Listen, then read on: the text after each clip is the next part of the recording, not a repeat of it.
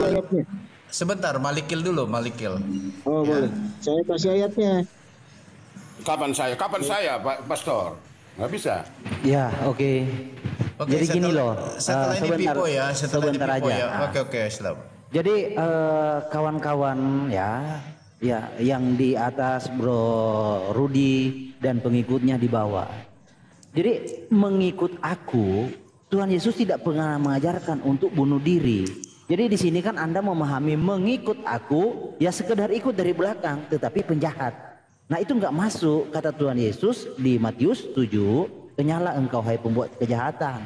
Jadi gini loh, makna mengikut aku artinya melakukan tindak tanduk kita, ya ucapan kita, pikiran kita sejalan dengan firman-Nya. Itu loh, itu makna mengikut aku. Bukan makna mengikut aku ikut di belakang, bukan. Itu terlalu rendah nilai pemahamannya kawan. Ya, jadi makna mengikut aku yaitu apa yang Tuhan Yesus ajarkan. Gini nih, saya kasih tahu ya. Contoh di dalam Yohanes 10 ya. Jadi di sini ada legitimasi kejahatan dibenarkan. Ya, saya harap ke depannya jangan seperti ini. Ini sesuatu yang ini ya. Nih, domba-dombaku mendengarkan suaraku dan aku mengenal mereka. Mereka mengikut aku dan aku memberikan hidup kekal. Tuhan Yesus itu tidak akan memberikan hidup kekal kepada orang yang hanya sekedar ikut loh. Ya. Anda kan memahami ini mengikut. Yesus itu ikut sampai di ini ikut. Lah itu kan pemahaman itu lemah sekali kawan. Jadi bahkan penjahat-penjahat pun ikut di belakang Yesus waktu sampai Tuhan Yesus disalib, mereka juga ikut. Kalau pemaknaan ikut hanya sedemikian begitu kawan, penjahat pun bisa. Tetapi makna mengikut aku di dalam Matius 19 itu bukan hanya sekedar ikut doang begitu kawan. Mengikut itu melakukan apa yang Yesus ajarkan, itu maksudnya ya. Dan lagi tadi sudah dibawakan tentang pengkhianatan. Pengkhianatan ini definisinya. Pengkhianatan adalah bentuk pemutusan, perusakan atau pelanggaran terhadap satu kontrak, praduga, persetujuan, kerjasama, atau kepercayaan, atau keyakinan, atau menciptakan konflik secara moral. Nah, jelas Yudas mengkhianat. Gini, saya melihat ini, Rudi ini tidak mengerti apa itu ditetapkan, apa itu tentang nubuatan. Gini ya, tak kasih tahu. Nubuatan itu adalah pengetahuan Tuhan. Ya, akan masa yang akan datang Tuhan itu sudah kasih tahu. Jadi nubuatan itu bukan skenario. Nubuatan bukan skenario, tetapi Tuhan mengasih tahu apa yang akan terjadi di masa yang akan datang. Itu namanya nubuatan. Tidak ada intervensi Tuhan di situ, tidak ada skenario. Jadi apa yang akan terjadi di masa yang akan datang Tuhan sudah kasih tahu. Jadi nubuatan itu bukan skenario. Nubuatan itu pengetahuan apa yang akan terjadi di masa akan datang dikasih tahu lebih dahulu, itu nubuatan. Jadi Yudas itu jelas mengkhianati, berkhianat. Ayat Alkitab banyak kok, bukan hanya Markus ya, Matius, Simon orang Selot, Yudas Iskariot yang mengkhianati dia. Nah lalu siapa kita yang mau membenarkan kejahatan? Jangan karena ego, jangan karena ini dan itu lalu Anda melegitimasi kejahatan di dalam kekristenan, di dalam ajaran Kristus. Itu bahaya kawan. Ya, jangan karena sesuatu hal ya, jangan seperti Edom ya atau Esau. Esau itu disebut sebagai Edom. Dia kenapa disebut Edom? Jadi karena perutnya dia menjual hak kesulungan. Ya, karena perutnya dia mengkhianati kasih karunia. Itu jangan seperti Edom kawan. Saya harap kawan-kawan di bawah juga mengerti mana pengajaran yang benar. Yang benar itu apa sih? Jadi masa saya harus mengajari apa itu benar? Ya, berkhianat itu nggak benar. Ya, jangan meminta saya untuk mengajari hal-hal demikian. Itu karena remeh-temeh ya. Gitu kawan. Oke. Saya tambah dikit. Enggak, Mas Ruben supaya sekalian. Diizinkan enggak? Diizinkan enggak Rudi? Oke, enggak diizinkan. Sekaligus. Oke, enggak diizinkan. Setelah ini nanti Pipo ya. Pipo sebentar nanti ya. Oke. Oke. Silakan, Rudi. Oke. Coba buka ayat yang dia baca itu mengenai pengkhianat. Silakan.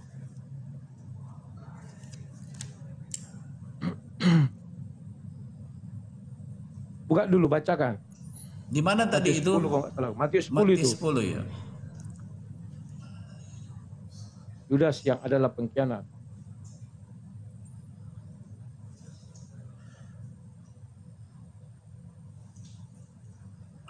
Bentar, di ayat berapa itu kawan?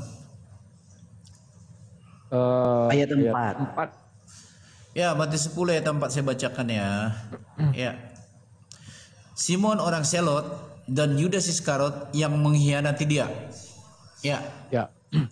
Coba kau perhatikan baik-baik. Kalau kau punya isi kepala dengan baik dan benar, narasi yang dibangun baru dia diangkat, sudah ditetapkan jadi pengkhianat. Masuk akalmu enggak itu kalimat itu? Baru dia dipilih, langsung ditetapkan pengkhianat. Itu kan, alah mati lagi di YouTube ini. Tunggu sebentar ya. Jengkel kali aku lama-lama. Sabar-sabar dulu. Saya nggak bilang Yudas ditetapkan. Itu Anda jangan begitu. Jangan menjawab, bro. Ini Oke. kosong mumpung Anda Biasakan perbaiki. disiplin. Enggak ada istilah mau kosong mau apa. Masih giliranku karena nanti akan timbang tindih semua. Lah ini pewartaan Mereka mau mengedukasi banyak karena orang. Edom ya jadi kayak gini. Gak usah karena, enggak usah karena kirni. Tenang aja kau duduk situ dengar, aku juga tadi tenang. Dengar. Habis waktu kayak gitu-gitu aja udah. Ya. Lanjut. Oke, Kita sabar. panjangkan nggak masalah. Iya, sabar. Sampai jam 10 Kita pun kita panjangkan. nggak masalah. Oke, ku jelaskan sama kalian. Kalau itu kau bangun narasinya pengkhianat, berbahagialah Yudas. Ketika dipilih Yesus langsung ditetapkan pengkhianat. Sehingga dia tidak bisa mengapa-ngapa lagi. Oh, sang debater nggak tahu arti ditetapkan dengan dinubuatkan. Itu kan ditetapkan. Kira-kira kalau kau ditetapkan Yesus menjadi pengkhianat, mau nggak kau? Pasti kau bilang, kalau Yesus yang memilih saya mau. Ya sama dengan Yudas. Karena Yesus yang memilih dia mau. Tapi kalau yang memilih si Ben kau pasti nggak mau. Karena si Ben tidak bisa membawa kau ke sorga. Si Ben tidak bisa menanggung jawab kau. Pahami dulu itu. Coba buka Yohanes 6.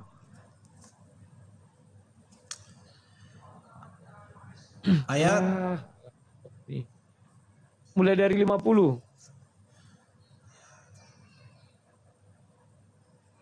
Garam kali aku melihat.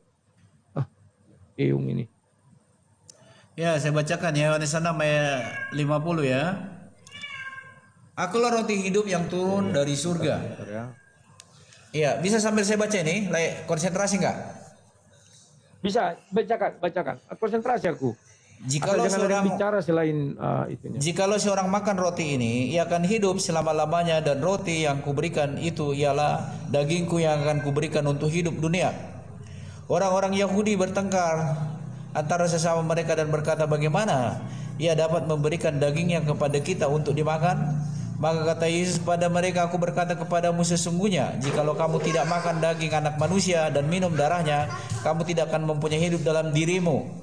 Barang siapa makan dagingku dan minum darahku, ia mempunyai hidup yang kekal, dan aku akan membangkitkan dia pada akhir zaman. Sebab dagingku adalah benar-benar makanan dan darahku adalah benar-benar minuman. Barang siapa makan dagingku dan minum darahku, ia tinggal dalam aku dan aku di dalam dia. Sama seperti Bapa yang hidup mengutus aku dan aku hidup oleh Bapa, demikian juga barang siapa yang memakan aku akan hidup oleh aku. Inilah roti yang telah turun dari surga, bukan roti seperti yang dimakan nenek moyangmu dan mereka telah mati. Barang siapa makan roti ini, ia akan hidup selama-lamanya. Semuanya ini dikatakan Yesus di Kapernaum ketika ia mengajar di rumah ibadat. Habis satu perikop. Belum, masih ada itu. Aku sendiri yang memilih kamu. Disuruhnya orang pergi. Coba lanjut dulu. Ya, perikopnya udah beda ya. Oke, saya sudah mendengar semuanya itu banyak dari murid-murid. Yesus berkata, perkataan ini keras, siapakah yang sanggup mendengarkannya? Yesus yang di dalam hatinya tahu bahwa murid-muridnya bersungut-sungut tentang hal itu, berkatalah mereka, adakah perkataan ini menggoncangkan imanmu? Dan bagaimanakah jika kamu melihat anak manusia naik ke tempat di mana sebelumnya berada? Rohlah yang memberi hidup, daging sama sekali tidak berguna. Perkataan-perkataan yang kukatakan kepadamu adalah roh dan hidup. Ya. Ya. Perhatikan baik-baik. Itulah yang dicontoh. Disuruh Yesus, silakan kau pergi katanya. Apa mereka mau? Mau kemana lagi kami pergi Tuhan? Kata Petrus. sebagai juru bicara. Apa Yudas ada di situ? Ada, artinya Yudas setia, tidak mau pergi. Kalimat yang kau bangun tadi, mengikut aku. Oh, arti mengikut aku ini itu. Aduh. 70 murid pergi meninggalkan Yesus. Sementara Yudas, kalau dia sudah ditetapkan pengkhianat, kalau aku kayak Yudas, ku tinggalkan Yesus, enak kali kau. Baru kau angkat aku langsung jadi pengkhianat. Mana mau aku? Tapi Yudas setia. Dia mau. Gak melawan. Karena Yesus sudah mengatakan, mereka bukan berasal dari dunia ini. Yohanes 18, Yohanes 19. Sama seperti aku. Demikian juga Yudas tidak berasal dari dunia ini. Kok mau kalian bantah lagi, aduh. Kita jangan berbicara, oh membunuh diri berarti nanti dilegalkan gini. Ini mendukung penjahat. Saya tidak pernah mengatakan mendukung kejahatan. Tapi bunuh diri itu kejahatan, saya bilang itu dosa. Tapi kalian harus mengerti urutannya setelah itu apa. Yesus mengatakan, Bapa ampunilah mereka sebab mereka tidak tahu apa yang mereka perbuat. Yesus sudah minta ampun. Apakah minta ampun Yesus ditolak? Tidak. Karena Yesus mengatakan apa? Aku dan Bapa satu. Apa yang kuminta di dalam namanya, itu langsung dikabulkan. Yang kedua, kalau sampai orang terpilih bisa masuk neraka, tinggalkan Yesus. Banyak yang terpanggil, sedikit yang terpilih. Yesus mengatakan, aku sendiri yang memilih kalian ini. Kalau nggak salah aku itu ayatnya yang ke-73. Coba baca 73. 73 sampai 75. Yohanes 6 tadi. 70 sampai 75.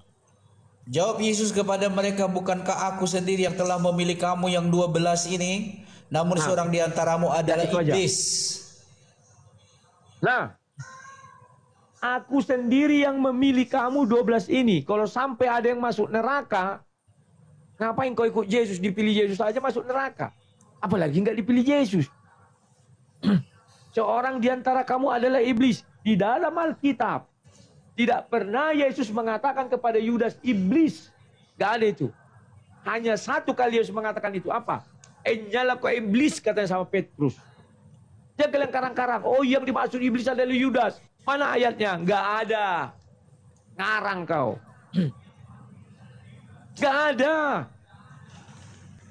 Yang diusir Yesus. Yang diusir Yesus, iblis itu hanya Petrus. Atas kenapa Petrus bisa masuk surga? Jawabnya sederhana. Memang dia iblis. Tapi di akhir hidup Yesus, sebelum menyerahkan nyawanya di tiang salib, Bapa ampuni mereka. Sebab mereka tidak tahu apa yang mereka perbuat.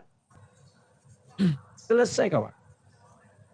Baru yang berikutnya, apa kau bilang? Apa yang Yesus ajarkan? Semua kalimat yang diajarkan Yesus. Bentar dulu ya, aduh macet lagi. Gimana lah solusinya? Padahal kayak gini nih harus kita beritakan. Biar orang banyak melihat. Biar belajar. Tapi ingat ya, ini dalam tataran keilmuan, bukan tataran doktrin ya. Saya tidak pernah mendoktrin kalian bahwa Yudas itu masuk surga. Tapi dalam tataran keilmuan, iya aku bilang Yudas itu masuk surga. Karena kalian punya doktrin masing-masing. Gak bisa ku intervensi doktrin kalian. Pahami itu. Jangan nanti sampai ada ku dengar, wah Yohanes membuat doktrin, Yudas masuk surga. Enggak ada ku bilang. Oke. Lairudi, aku kejar. Kalau Lai bilang itu tataran ilmu nggak apa-apa. Kalau doktrin Lairudi, dia ke surga atau ke neraka? Doktrin yang kamu pahami. Aku nggak punya. Kalau kau bilang pendapatku ke surga, aku nggak mau menjadikan itu doktrin karena aku nggak punya pengikut. Pahami dulu. Aku lanjutkan dulu nih. Kemudian, apa yang Yesus ajarkan? Semua dilakukan oleh Yudas. Barang siapa makan tubuhku, makan roti ini, dia akan hidup selama-lamanya. Yudas makan roti yang asli, sedangkan kau makan roti palsu. Bisa kau yakini kau masuk surga? Masa Yudas yang makan roti asli tidak masuk surga? Siapakah kau? Belum ada satu ayat pun yang bisa mematahkan dalilku. Matius 19 ayat 28. Matius 26 ayat 28. 29. Satu lagi Wahyu. Di atas tembok itu tertulis nama ke-12 Rasul Yesus. Rasul Yesus itu hanya Matius 10. Oh, si Anu kan Rasul anak domba Allah, Rasul anak domba Allah. Itu hanya 10 Rasul itu. Matias mengganti, tapi jabatannya apa? Tidak jadi hakim. Namanya tidak bisa ditulis di tembok itu. Kenapa? Karena kakinya belum dibasuh Yesus. Siapa membasuh kaki Matias? Ada? Nggak ada. Ingat ya, saya katakan Yudas berdosa ya, berdosa.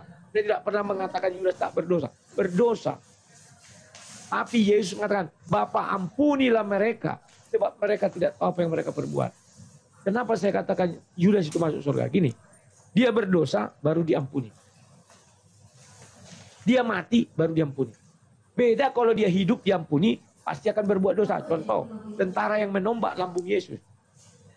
Saat itu dia berdosa. Diampuni Yesus, apakah dosanya hapus? Hapus. Setelah itu kan dia hidup. Dan sekarang dia mati. Artinya dia ada dosa. Kalau Yudas berdosa. Mati, bunuh diri. Terus diampuni Yesus. Artinya dia nggak bisa dosa lagi. Jangan main-main sama Yudas. Yudas bukan pengkhianat, tapi kawan setia Yesus.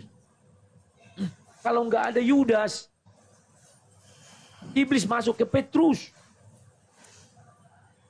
Kan ya, Petrus duluan dihinggapi iblis kan. Baru Yesus kan, baru Yudas. Jangan kebalik-balik kalian.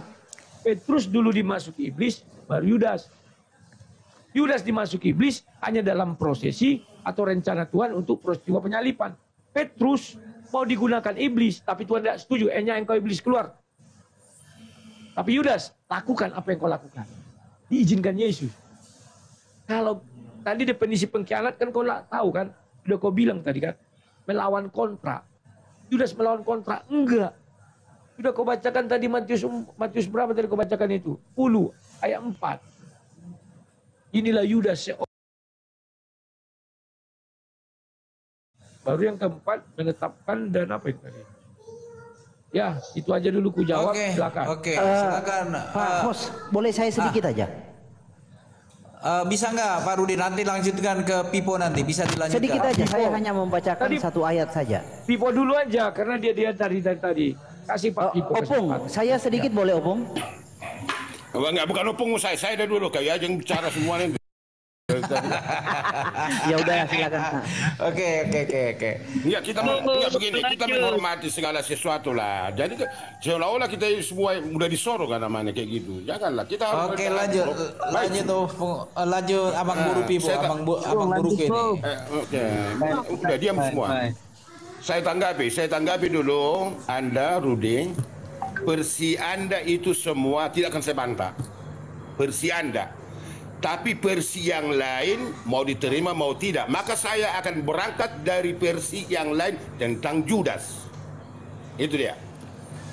Kalau saya pelajari di dalam diri Judas, di kisah Judas tidak pernah dipanggil Yesus menjadi muridnya.